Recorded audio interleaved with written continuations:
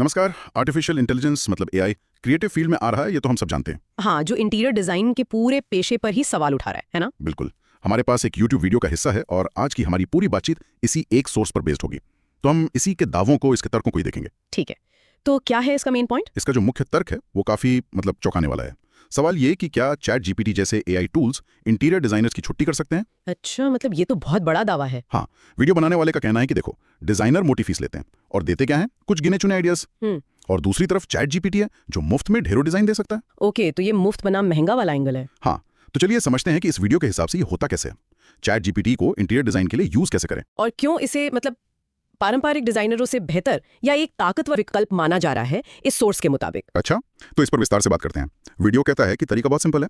अपने खाली कमरे के फोटो लो और उसे चैट जीपीटी के इमेज मॉडल में डाल दो। मतलब वो हिस्सा जो तस्वीरें समझता है और बनाता है। एक खास कमांड के साथ है ना, प्रॉम्प्ट जिसे कहते हैं। हाँ, एक स्पेसिफिक प्रॉम्प्ट के साथ। यहाँ दिलचस्प बात यह है कि इसका जो रिजल्ट आता है उसमें सिर्फ एक सजा हुआ कमरा नहीं होता। वीडियो का दावा है कि ये टूल आपके बजट के हिसाब से फर्नीचर खरीदने के ऑनलाइन लिंक्स तक दे देता है। अच्छा, मैं लिंक्स भी? हाँ, यही तो वो कह रहे हैं। मतलब पूरी प्रक्रिया को एक तरह से ऑटोमेट करने का दावा है। अच्छा, ये तो काफी आसान लगता है।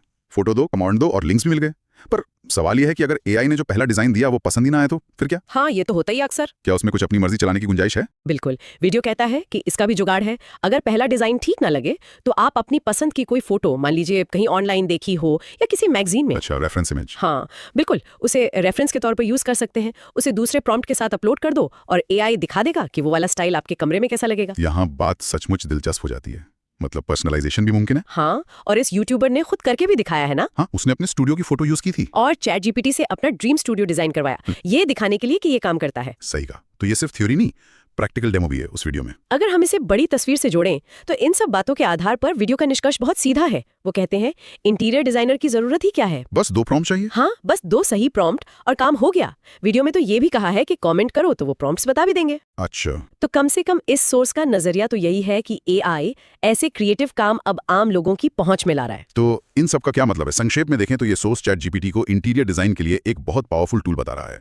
मुफ्त है, कस्टमाइजेबल है और पारंपरिक डिजाइनरों के लिए वाकई एक चुनौती।